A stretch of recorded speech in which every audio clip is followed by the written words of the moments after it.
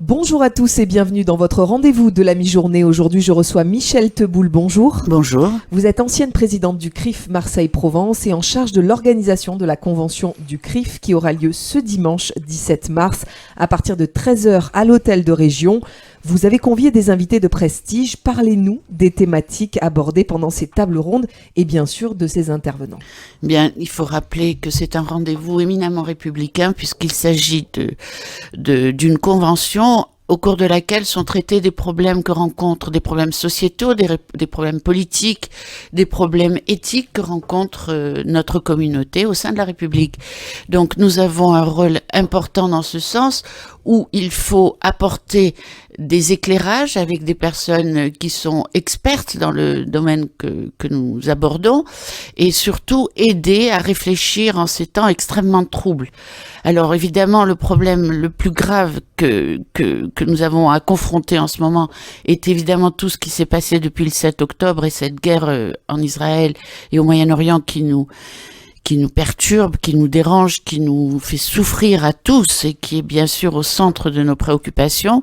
Mais il y a aussi ce que nous vivons en tant que juifs en France, le problème de l'évolution de la société avec toutes ces grandes mutations et notamment le plus grand problème politique que nous rencontrons, c'est la montée des extrêmes. Et se voir défendu aujourd'hui par des partis d'extrême droite ou par des dirigeants d'extrême droite est souvent dérangeant et il faut recentrer et essayer de donner un peu plus d'éclairage sur un avenir politique pour la communauté juive de France. Alors justement, quels vont être les sujets abordés pendant ces tables rondes et qui sont ces intervenants que vous allez faire Alors, venir ? nous avons la première partie, c'est justement la montée des partis extrêmes et surtout la disparition des partis traditionnels ou du moins leur délitement. Et pour cela, on a fait venir un expert, bien sûr, politique, qu'Emmanuel Valls, qui est un peu au-dessus des partis maintenant, puisqu'on peut pas bien déterminer dans quel parti il est, même si il a longtemps appartenu à la gauche. Mais il va nous apporter un éclairage sur l'évolution de la politique en France. Et puis ancien Premier ministre, donc c'est quand même... Bien sûr. Et nous avons aussi très proche de la communauté. Et nous avons Caroline Yadan, qui est une députée Renaissance. Oui, actuellement, oui. j'ai eu un doute d'un coup. C'est bien Oui, Renaissance. et qui est très engagée et qui a une parole très forte et qui va venir nous aider à voir ce qui se passe actuellement à l'Assemblée nationale, à nous donner sa perception de l'intérieur, de son vécu tous les jours à l'Assemblée nationale. Et nous avons un journaliste, David Revaud-Dallon, qui lui va venir nous parler du wokisme. Le wokisme qui est en train de bouleverser tout le mode de pensée occidental et nous avons vraiment besoin d'en savoir plus et il est un expert dans le sujet et nous attendons beaucoup de sa présentation. Donc voilà pour la première partie. Pour la première partie, mais alors juste je rebondis. Donc pour être bien clair, selon vous, c'est parce qu'aujourd'hui les partis politiques ont du mal à se positionner sur l'échiquier, entre guillemets, oui, que il y a la montée les extrêmes en profitent pour avoir un terrain de jeu, entre guillemets. Et c'est là aussi que se joue la question de l'antisémitisme. C'est-à-dire que la question a été déplacée dans des partis qu'on ne soupçonnait pas au départ. Et finalement, effectivement, l'extrême droite passe pour un parti qui soutient la communauté juive, ami de la communauté juive, ce qui est quand même un comble. Ben, il est là le bouleversement. Il est là le grand bouleversement, c'est que la gauche qui était proche des minorités se retrouve notre pire ennemi aujourd'hui. Et l'extrême droite, ou la droite, on va dire la droite radicale, se trouve nous défendre aujourd'hui. Je n'exprimerai pas une opinion personnelle, mais je veux juste dire une phrase. La logique d'exclusion ne s'arrête pas aux musulmans. La logique d'exclusion peut s'étendre à toutes les communautés. Quand vous assistez à un meeting, comme je me suis forcée d'écouter le meeting de Marion Maréchal hier et de Zemmour, tout ce qu'ils disent est très policé, surtout Zemmour, est très acceptable. Mais ce que dit la foule, qui les écoute, et qui dit « nous sommes chez nous », qui scande pendant un quart d'heure « nous sommes chez nous », qui sommes-nous, nous les juifs, aujourd'hui, qui subissons un antisémitisme exacerbé, multiplié par, on va en parler pour la deuxième partie, est-ce que nous sommes chez nous?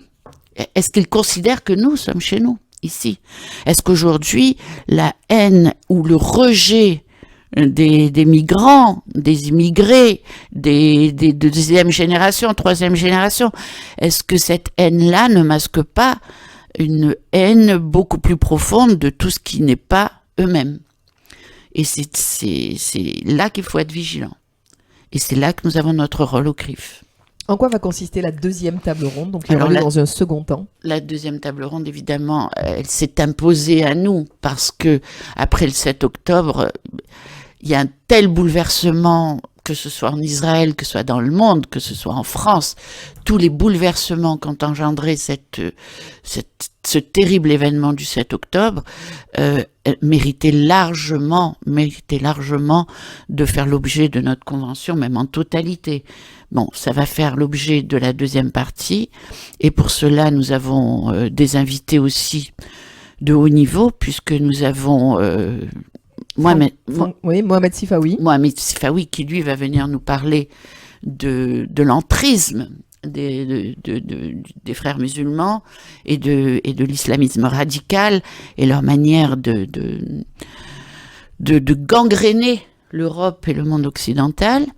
Nous avons Franck Tapiro qui, lui, va venir nous parler de la montée exponentielle de l'antisémitisme, ses causes, même si nous les connaissons un petit peu, mais tout ça va être analysé. Et le troisième, et non le moindre, Éric Danon, ancien ambassadeur de France, d'Israël en France, et qui, évidemment, va pouvoir nous aider à comprendre l'avenir à un moment où Israël est tellement décrié, tellement condamné.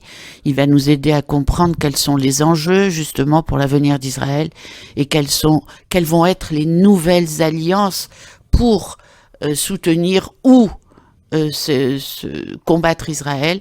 Et tout ça est tellement incertain pour tout le monde que tout le monde a besoin de ces éclairages. Et nous espérons bien sûr avoir quelqu'un pour conclure, mais nous avons un petit peu de mal à trouver un créneau qui lui convienne.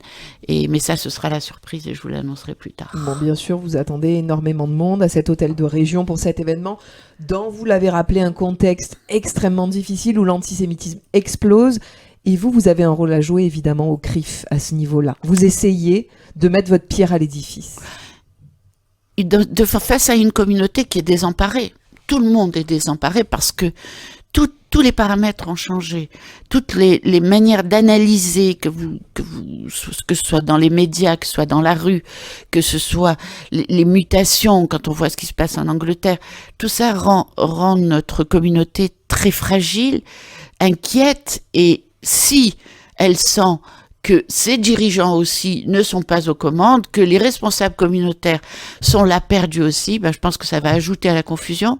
Ce qu'il faut, c'est qu'ils sachent que nous sommes là, tous, avec nos compétences, à différents niveaux. Surtout, nous avons un CRIF national qui est très fort. Nous avons vu à différentes manifestations notre président national, Yonatan Arfi, positionné au premier ou au deuxième rang dans des grandes manifestations nationales. C'est la preuve que le CRIF a de l'importance, et le CRIF doit être à sa place, et le CRIF doit jouer son rôle, et le CRIF doit rassurer sa communauté. J'aimerais votre réaction au sujet de ce qu'a vécu le collectif Nous Vivrons à Paris vendredi dernier dans le cadre de la Journée internationale du droit des femmes. Des femmes ont dénoncé des viols qu'ont vécu les Israéliennes le 7 octobre et ont été prises à partie avec des insultes, des menaces et même des jets de projectiles, de gaz lacrymogène. Des bouteilles. Le défilé de ce collectif a dû être exfiltré par la police. Votre sentiment, Michel Teboul?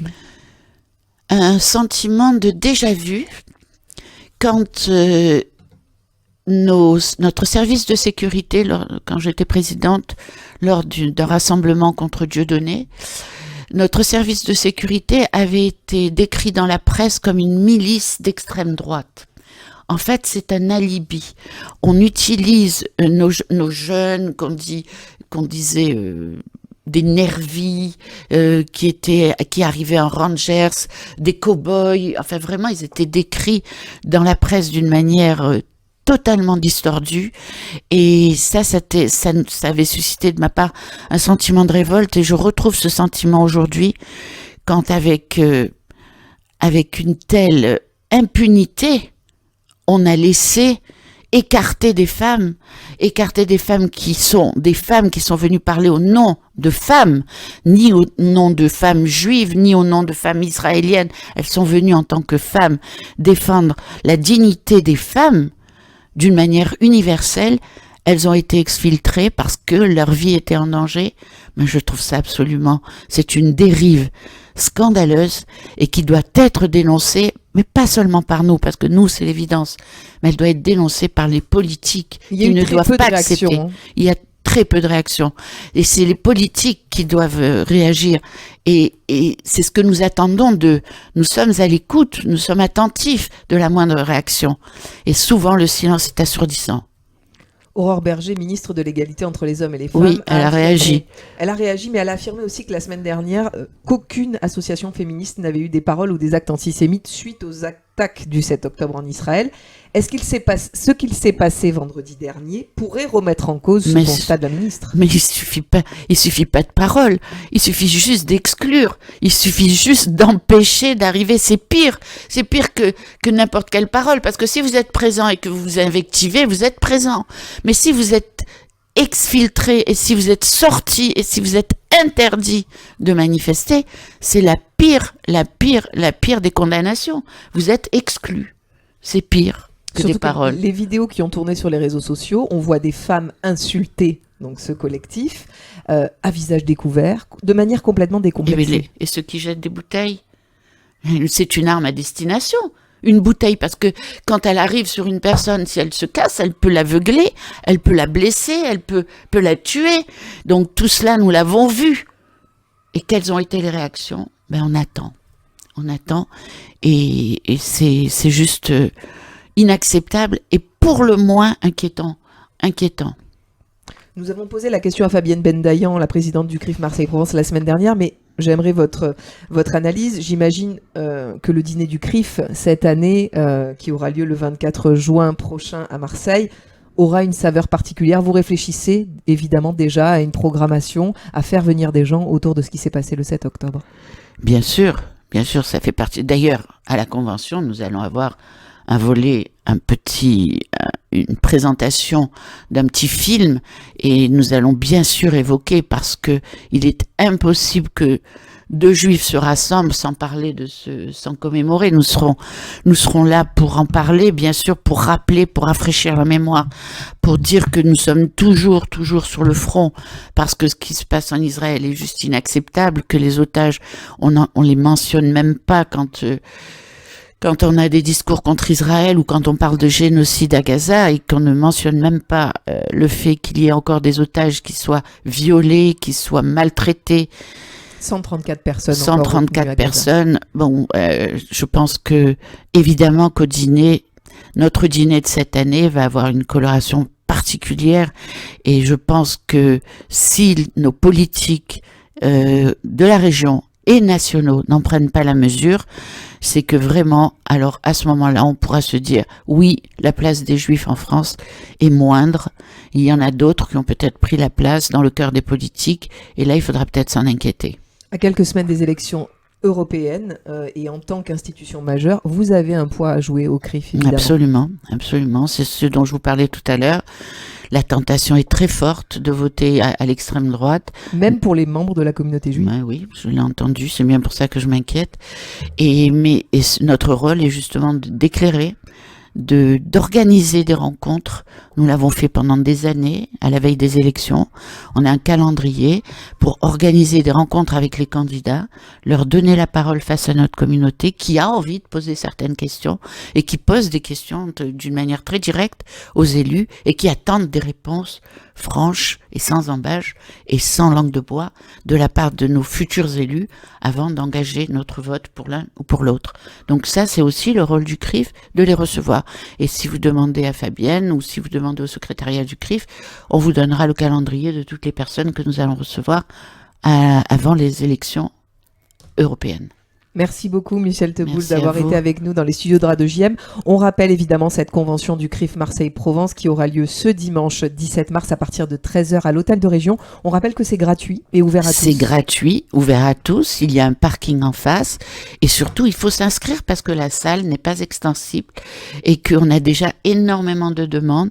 Les gens sont très sensibilisés comme toutes les manifestations autour de la communauté, elles sont toutes en ce moment très fréquentées, je ne sais pas si vous l'avez remarqué, parce que justement on a très envie, cet instinct grégaire, cette envie de se rassembler et de se parler et d'échanger, même si on se dit tous toujours la même chose, mais c'est tellement réconfortant et de se retrouver, donc on attend le plus de monde possible, mais surtout inscrivez-vous avant parce que ce serait un crève-cœur que d'avoir à vous refuser l'entrée de la salle. Donc on s'inscrit sur le site, j'imagine, du CRIF Marseille-Provence. Oui, hein et l'OASSO. Helloasso, voilà, c'est Et ça. puis sur les réseaux sociaux, Voilà. si vous avez un petit problème, évidemment, vous appelez Radio JM, on vous indiquera la marche à suivre. Merci à vous, Michel Merci Teboul. à vous. Et à très bientôt, Ah, on bah, espère, dans les dimanche. studios. Et à dimanche, évidemment. Merci beaucoup. Pour voir ou revoir cette interview, n'hésitez pas à aller sur notre site internet radiojm.fr, nos réseaux sociaux, Facebook, Instagram et notre application Radio JM. Très bel après-midi à tous.